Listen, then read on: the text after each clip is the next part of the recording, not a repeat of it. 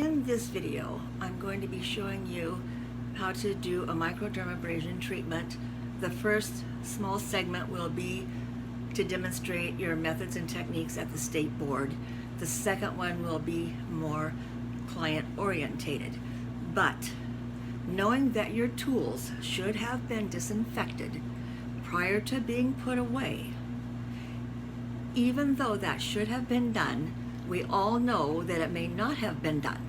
So before you ever touch a client's skin with a tool, take a spoolie, saturate it in alcohol, and brush the head of your diamond wand, insert and clean right around this area to make sure that nothing goes to her skin.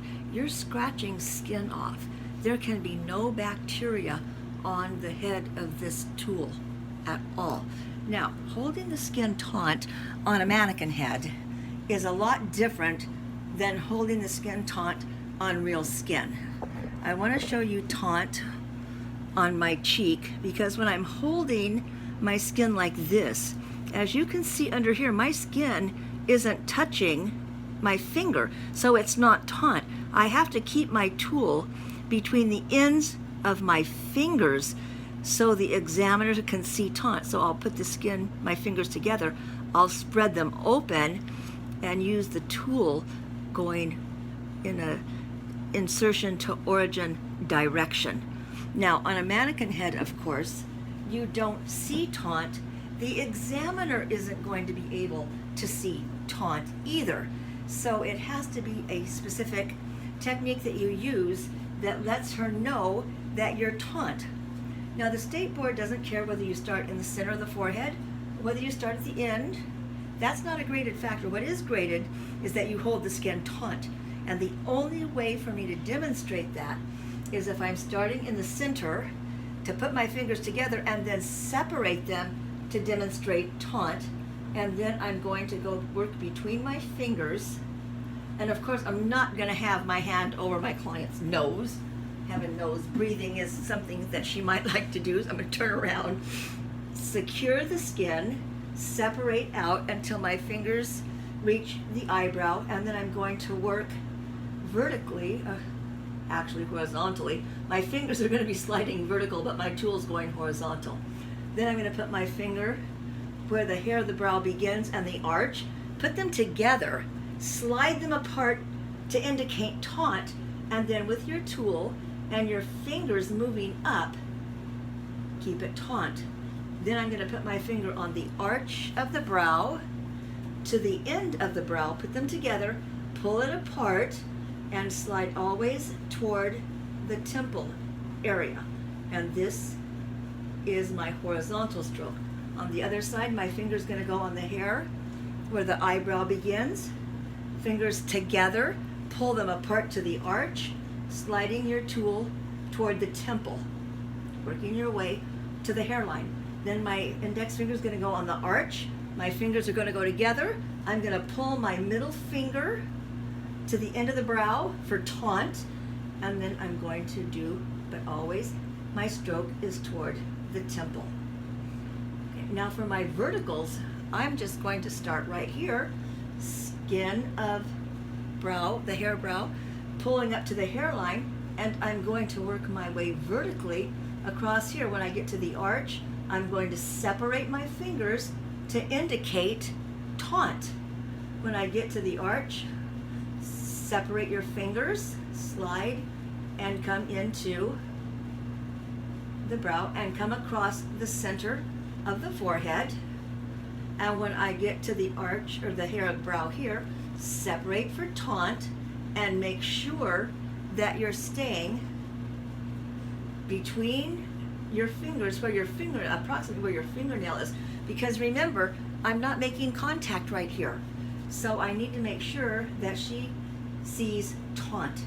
And then I'm going to take some type of a tool, a cotton ball, a pad, something, and because it's a crystal microderm, I'm going to brush the dust off, and then I'm going to proceed with the rest of the treatment as you've been taught. Now in the real world, I do things just a little bit differently. I still do the verticals this way. And I start where the eyebrow ends, and I work my way across the forehead like this. And I just come all the way across. Remember to hold the skin taut. The index finger holds the hair of the brow, your middle finger the hairline. And you're gonna work your way across this way. Okay. Then I'm gonna give special interest if they have frown lines. I'm gonna pull the frown lines apart, and because this is a diamond tip, I can go back and forth like this as long as the skin isn't moving or following the tool.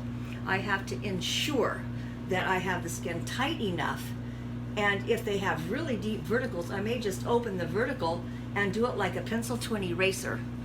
You can't see. Okay, open up the wrinkles if they have severe frown lines, because I need to be able to exfoliate in the wrinkle. As I come down the nose, I'm going to secure between the eyebrows. This is the insertion to the procerus, and it originates down here, so I'm going to slide down the nose, come around the curve of the nostril and under. So I'm going to slide down and around. When I'm on the end, I'm going to make sure that I get the end of the nose. Then when I'm on this side, I'm going to slide down, and I'm going to come around, and on some people's noses, I may need to pull the nose to the side like this, where I can get my tool in here a little more easily. Then I'm going to secure the cheek muscle on the side of the nose, set my tool down, and slide under the zygomatic bone. When I get to the end of the eye, my index finger is going to pull the skin back for taunt. Remember that the skin cannot follow this tool across the face. If I do that, I risk breaking capillaries. So I'm going to slide, secure the skin, and come up like this. Now, it's still okay. You know, if you want to work between your fingers this way, that's okay too. But to me, I'm working twice as hard than if I secure, slide, secure the skin, and just take a smooth movement. Neither method is good, bad, or indifferent. Doesn't matter. It's holding the skin and going in the direction of movement. That's what really matters. When I get to the corner of the mouth, okay, I'm going to come down because my triangularis is here, and this originates here. So I'm going to secure the lip, and I'm going to use my tool and come down and around the chin in this manner. And after I've done the other side, the corner of the mouth, because remember the triangularis ends like right here, okay, and then I'm going to secure the corner of the mouth, and I'm going to come in and do underneath the nose. And this is the philtrum. This little place right here is called the philtrum, and it will automatically break suction for you. So as you come to the corner of the mouth, and I can do the lip. I can exfoliate the lip, and I can come in, and as soon as I get to the philtrum, I break contact.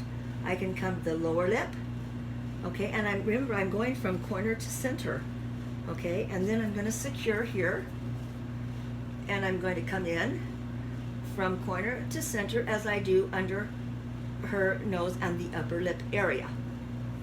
Then I'm going to do the cheek. I'm going to secure the skin on the mandible, and I'm going to slide my tool up. When I get to the cheekbone, I'm going to pull the skin down, and I'm going to come around like this. And when I get to right about here, I'm going to go up the temple so that I have secured all parts of the face. And the same thing on the other side. I'm going to secure on the mandible. I'm going to slide up to the zygomatic, and I'm going to come around, and then I'm going to secure as I move back toward the ear. We're going to go straight up to the temple, being sure that this index finger holds the skin while you're going up toward the hairline in a vertical stroke from jawbone, secure the skin up to right in front of the ear. Now, because this is a diamond machine, I can turn the machine off, and now I can do the eye area, which I cannot do with a crystal machine. So with the diamond machine, I turn the suction off, and if they have crow's feet, I open the skin here and I use it like a pencil to an eraser. remember that there's no suction, so I don't have to worry about it.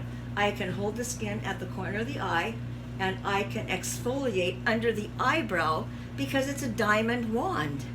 I can exfoliate under the eye, on top of the zygomatic bone, and then I can get into the corner of the eye and exfoliate in here using it like a pencil to an eraser. And now my eye creams have a better chance of being absorbed into the skin. Dust the particles off at the state board, which if you are, and if you're using a crystal machine, you always have to dust the crystals off and proceed with the rest. But with a diamond wand, you don't have to do that.